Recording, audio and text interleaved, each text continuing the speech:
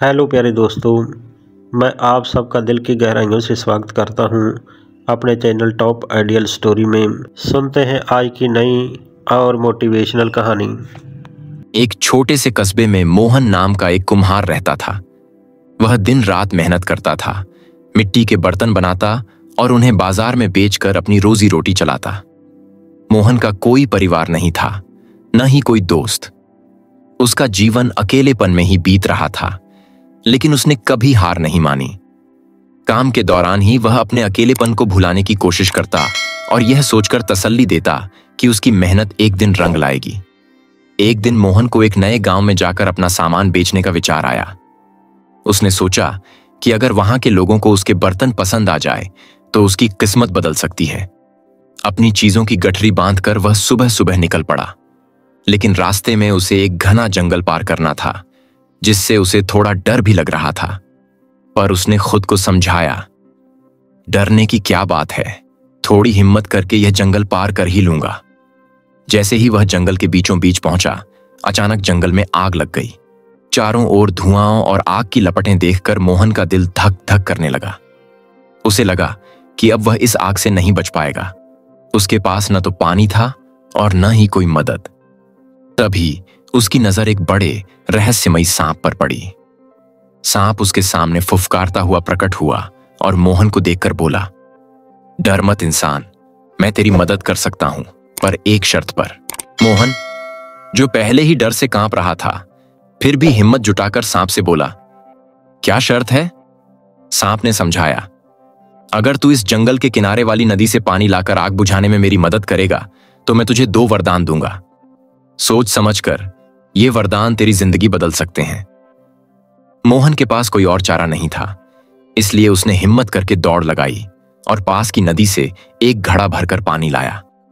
फिर सांप की मदद से दोनों ने आग पर काबू पा लिया। अब मोहन की जान बच गई थी और उसे सांप का एहसान याद था। सांप ने अपना वादा निभाते हुए मोहन से कहा, अब मांग, तुझे 2 इच्छाएं पूरी करने का मौका दे रहा हूं, जो चाहोगे वो मिलेगा। मोहन ने कुछ देर सोचा। पहली इच्छा रखी कि उसे कभी अकेलापन महसूस ना हो, यानी उसका जीवन खुशहाल और संगी साथियों से भरा हो। दूसरी इच्छा थी कि उसके काम में इतनी सफलता मिले कि उसे कभी भी पैसे की कमी ना हो। सांप ने मुस्कुराते हुए उसके दोनों वरदानों को पूरा करने का वादा किया और फिर गायब हो गया। कुछ दिनों बाद एक चमत्कार हुआ। मोहन को एक प्यारा सा कुत्ता मिला, जो न सिर्फ उसकी बातें समझता था, बल्कि उसके मूड के हिसाब से रंग भी बदलता था। यह कुत्ता हर समय मोहन के साथ रहता, उसकी हर बात सुनता और दोनों की एक गहरी दोस्ती हो गई। अब मोहन का अकेलापन दूर हो गया था और उसके पास एक सच्चा साथी था, जो हर मुश्किल घड़ी में उसके साथ खड़ा रहता था। मोहन ने अब अपने गांव से बाहर जाकर भी अपना सामान बेचना शुरू किया। उसकी मेहनत रंग लाई और गांव के लोग उसके बनाए बर्तनों को खूब पसंद करने लगे। उसकी चीजें तेजी से बिकने लगीं और उसकी आर्थिक स्थिति में सुधार होने लगा। कुछ ही महीनों में उसने अपने छोटे से घर को अच्छा बना लिया और अब वह आराम से बढ़िया खाना खा सकता था। समय बीतने के साथ मोहन का काम इतना बढ़ गया कि अब लोग दूर दूर से उसके बर्तन खरीदने आने लगे। उसकी इस मेहनत और किस्मत की कहानी पूरे इलाके में मशहूर हो गई और यह बात राजा तक भी पहुंची। राजा को मोहन के काम और उसकी कहानी सुनकर बड़ा अचरज हुआ। एक दिन राजा ने मोहन को अपने दरबार में बुलाया और उसकी मेहनत की तारीफ की। राजा ने उसे कहा, तुम्हारी प्रतिभा की जितनी भी प्रशंसा की जाए कम है। मैं चाहता हूं कि तुम मेरे लिए कीमती मोती बनाओ। मोहन को यह सुनकर खुशी भी हुई और थोड़ा डर भी लगा, क्योंकि मोती बनाना उसके लिए नया काम था। उसने अपना संदेह अपने कुत्ते से साझा किया। कुत्ते ने उसे आश्वस्त किया और एक जादुई तरीका सुझाया। उसने कहा, तू अपनी आंखें बंद कर और मन में ध्यान कर कि तेरे पास मोती हैं। विश्वास कर और चमत्कार का इंतजार कर। मोहन ने वैसा ही किया। उसने अपनी आंखें बंद की और मन में मोतियों की कल्पना की। अचानक उसके सामने मोतियों का एक ढेर प्रकट हुआ। उसने खुद भी यह चमत्कार देख हैरान रह गया। मोहन ने खुशी खुशी मोती राजा को भेंट किए, लेकिन दरबार में कुछ दरबारियों को शक हुआ कि ये मोती असली नहीं हैं। उन्होंने मोहन से मोतियों की प्रामाणिकता साबित करने की मांग की। इस बार कुत्ते ने एक और चालाक योजना बनाई। उसने जंगल में जाकर हल्की बारिश करने का इंतजाम किया, जिससे मोतियों की चमक और बढ़ गई। दरबारियों और राजा ने जब यह देखा तो वे हैरान रह गए।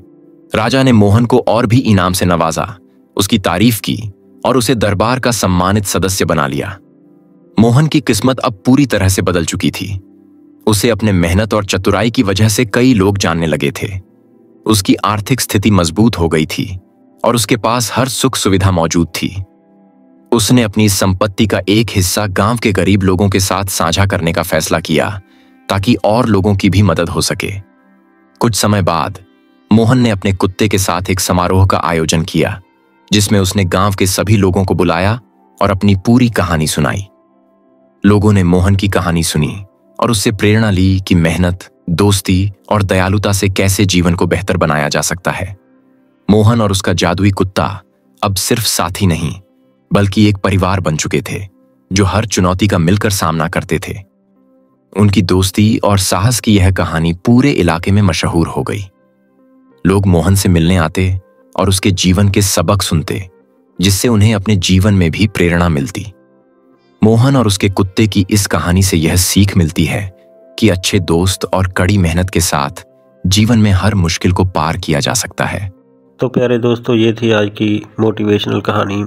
अगर कहानी पसंद आई हो तो कमेंट बॉक्स में एक प्यारा सा कमेंट करके ज़रूर बताना, और इस कहानी को अपने दोस्तों और रिश्तेदारों के साथ शेयर ज़रूर करना, और मेरे चैनल को सब्सक्राइब भी कर देना, ताकि नई आने वाली कहानी का नोटिफिकेशन सबसे पहले आपको मिल सके। हमेशा अच्छा सोचो, अच्छा करो और खुश रहो। वंदे मातरम। जय भारत। धन्यवाद।